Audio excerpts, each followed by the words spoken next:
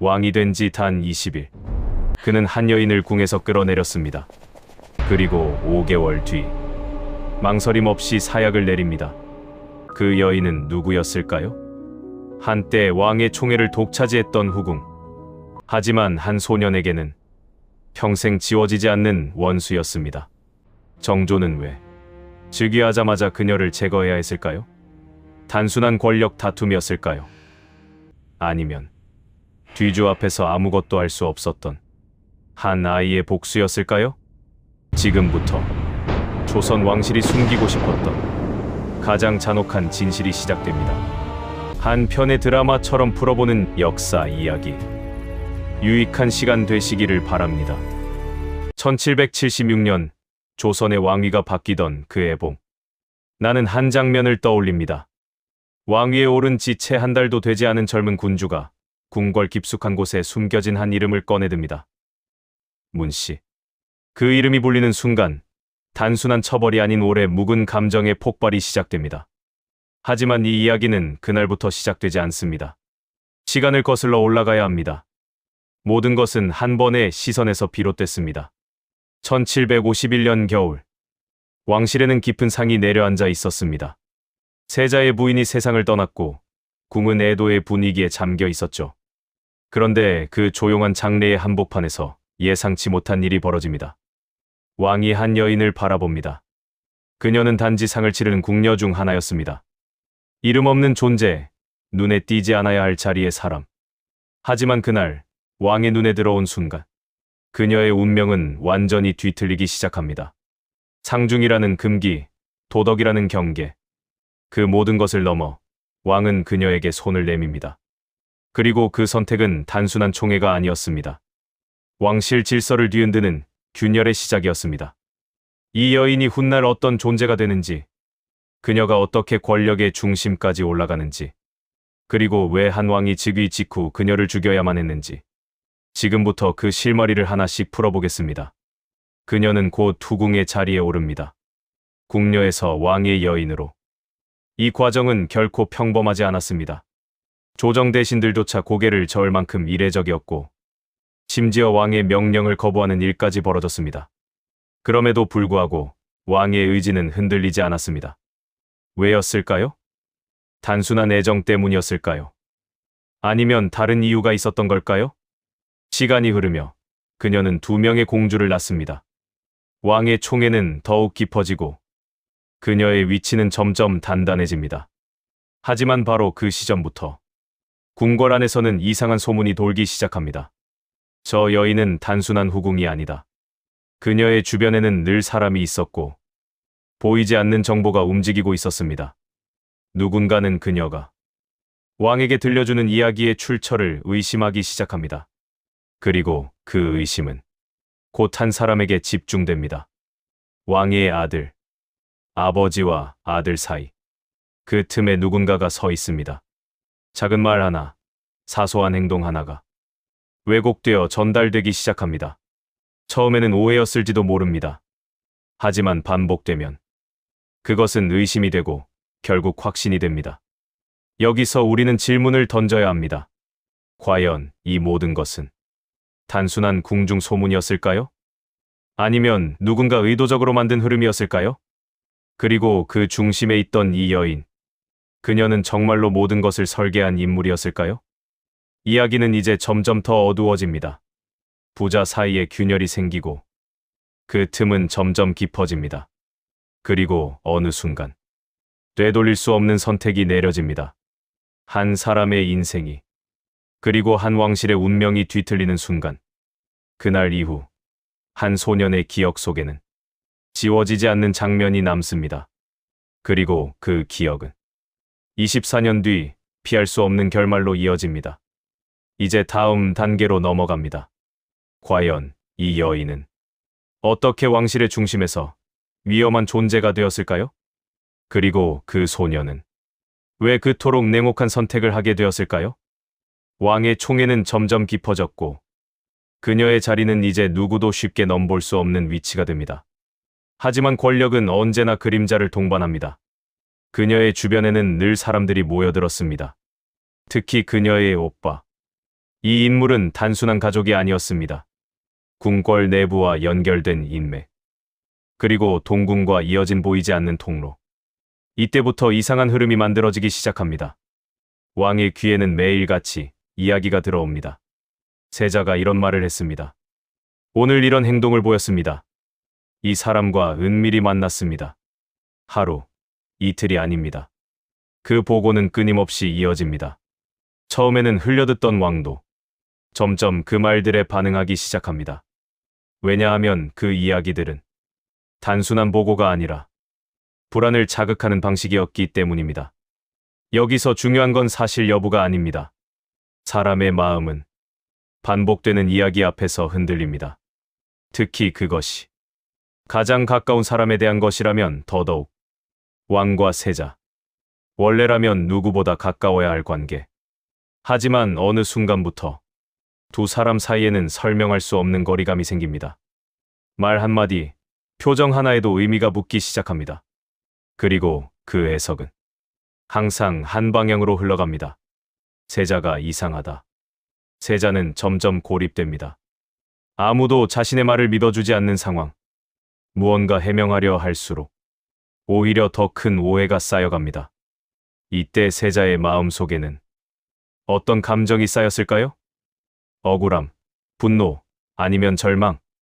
그리고 어느 날 작은 사건 하나가 터집니다. 궁궐 내에서 발생한 화재. 단순한 사고로 끝날 수 있었던 이 사건은 누군가의 입을 거치면서 완전히 다른 이야기가 됩니다. 세자의 책임입니다. 그 한마디로 상황은 뒤집힙니다. 왕은 분노합니다. 이미 쌓여있던 의심 위에 결정적인 불씨가 떨어진 순간이었습니다. 세자는 강하게 질책을 받습니다. 하지만 문제는 그 다음입니다. 그날 이후 세자의 행동은 눈에 띄게 달라지기 시작합니다. 그는 점점 불안해집니다. 사소한 일에도 극단적으로 반응하고 주변 사람들을 두려워하기 시작합니다. 그리고 마침내 돌이킬 수 없는 선택을 시도합니다. 스스로 생을 끝내려 했던 순간. 왜 여기까지 몰렸던 걸까요? 단순히 아버지의 꾸중 때문이었을까요? 아니면 그보다 훨씬 깊은 보이지 않는 압박이 있었던 걸까요? 이 시점에서 궁궐 안에서는 하나의 이름이 점점 더 자주 거론됩니다. 그녀. 단순한 후궁이 아니라 왕의 판단에 영향을 주는 존재. 그리고 누군가는 속으로 이렇게 말합니다. 이 모든 흐름, 우연이 아니다. 하지만 그녀는 멈추지 않습니다. 오히려 더 대담해집니다. 왕의 신뢰를 등에 업고 궁궐 안에서 점점 더 강한 영향력을 행사하기 시작합니다. 심지어 자신보다 높은 위치에 있는 인물들에게까지 거리낌 없이 행동합니다. 이때부터 상황은 단순한 갈등이 아니라 권력의 문제로 바뀝니다. 누가 왕의 곁에 서 있는가?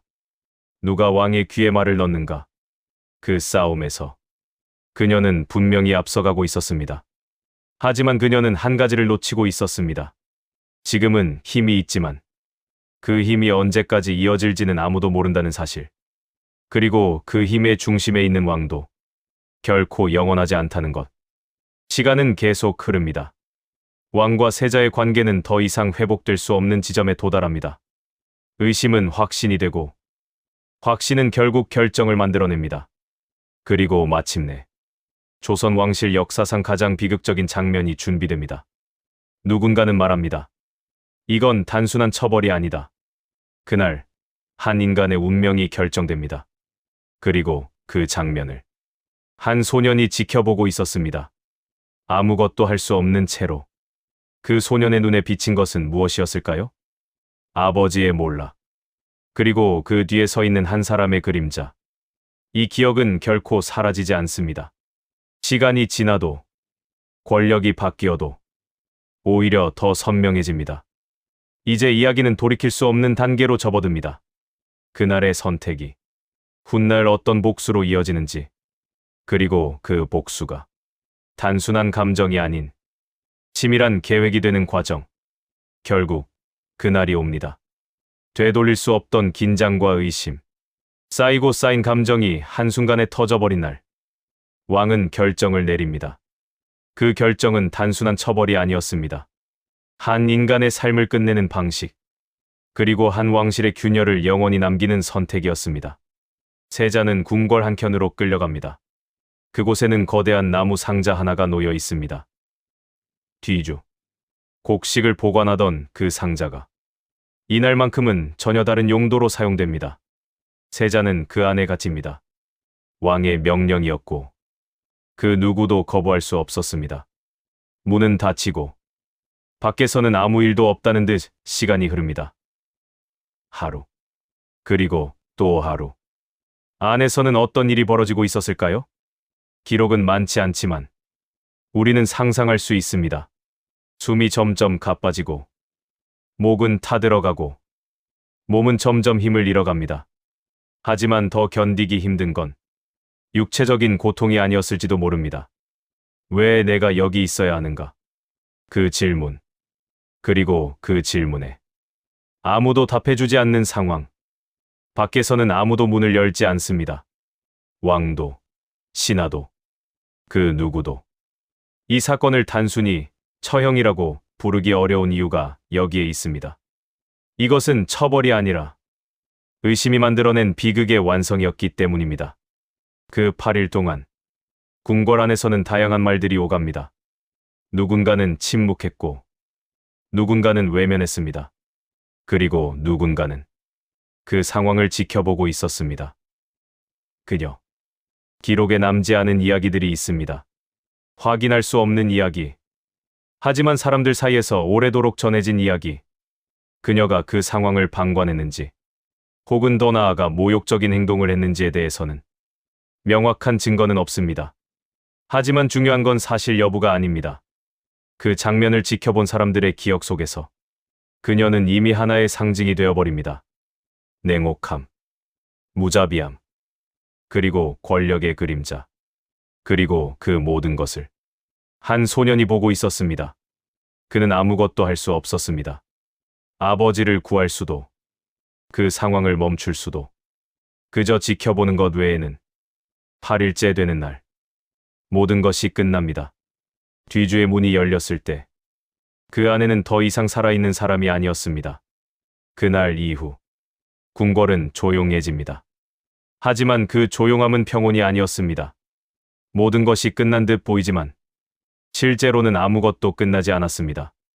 왕은 여전히 왕이었고, 그녀 역시 여전히 권력을 쥐고 있었습니다. 오히려 방해물이 사라진 듯, 그녀의 행동은 더 거침없어집니다. 궁궐 안의 공기는 완전히 달라집니다. 누구도 쉽게 말하지 못하고, 누구도 쉽게 움직이지 못합니다. 하지만 단 한 사람, 그 소년만은 달랐습니다. 그의 마음 속에는 하나의 감정이 자리 잡습니다. 분노. 그리고 기억. 시간이 흐릅니다. 소년은 성장합니다. 그리고 어느 순간, 더 이상 아무것도 할 수 없던 존재가 아니라 무언가를 할 수 있는 위치에 서게 됩니다. 그녀는 여전히 그 자리에 있습니다. 변함없이, 당당하게. 자신의 권력이 계속될 것이라 믿으며. 하지만 정말 그럴까요? 권력은 언제나 같은 자리에 머물지 않습니다. 그리고 그녀가 놓치고 있던 사실 하나. 그날 뒤주 앞에 서 있던 소년이 언젠가 왕이 된다는 것. 이제 이야기는 마지막 단계로 향합니다. 복수는 어떻게 완성되는가? 그리고 그 복수가 단순한 감정이 아니라 왕의 선택이 되는 순간. 시간은 흘렀습니다. 아무것도 할 수 없었던 소년은 이제 조선의 왕이 됩니다. 그 이름 정조. 1776년 왕위에 오른 그는 즉위식의 여운이 채 가시기도 전에 곧바로 한 사람을 떠올립니다. 지워지지 않는 이름. 그리고 24년 동안 가슴속에 묻어두었던 기억.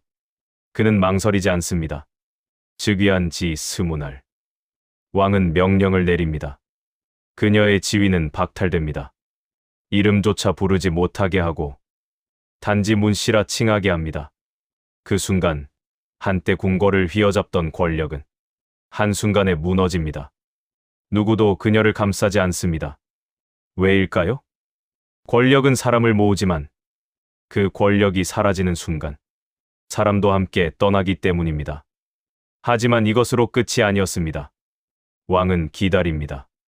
국상이 끝나기를. 그리고 그 기다림 끝에 마침내 마지막 명령이 내려집니다. 사야. 그날 한 잔의 약이 전달됩니다. 한때 왕의 총애를 받던 여인, 궁궐의 중심에 서 있던 존재. 그녀는 이제 아무도 없는 곳에서 그 잔을 마주합니다. 그녀는 무슨 생각을 했을까요? 자신의 선택을 후회했을까요? 아니면 끝까지 억울함을 품었을까요? 우리는 그 답을 알 수 없습니다. 다만 분명한 것은 하나입니다. 20년 넘게 쌓아올린 모든 것이 단 몇 달 만에 완전히 무너졌다는 것. 이 사건은 단순한 처형이 아니었습니다. 이모화변, 그 비극의 마지막 조각이 이 순간 완성된 것입니다. 왕은 복수를 끝냈습니다. 아버지의 원수를 갚았고 자신의 기억을 현실로 만들었습니다. 하지만 질문이 남습니다. 그는 정말로 만족했을까요? 복수는 끝났지만 시간은 되돌릴 수 없습니다. 아버지는 돌아오지 않고 소년 시절의 상처도 사라지지 않습니다. 그럼에도 불구하고 그는 이 선택을 해야 했습니다. 왜냐하면 그는 단순한 아들이 아니라 나라를 책임지는 왕이었기 때문입니다. 그녀의 재건은 감정만이 아닌 정치적 결정이기도 했습니다. 왕권을 위협할 수 있는 요소를 제거하고 새로운 질서를 세우는 과정. 그렇게 한 시대가 정리됩니다. 그러나 이 이야기는 단순히 선과 악으로 나눌 수 없습니다. 그녀 역시 궁녀에서 시작해 최고 권력에 오른 인물이었습니다. 그 과정에서 선택한 방법이 결국 그녀를 무너뜨렸을 뿐입니다. 그리고 왕 역시 복수를 완성했지만 완전히 자유로워지지는 못했습니다. 역사는 이렇게 남습니다. 한 여인은 악으로 기억되고 한 왕은 성군으로 기록됩니다.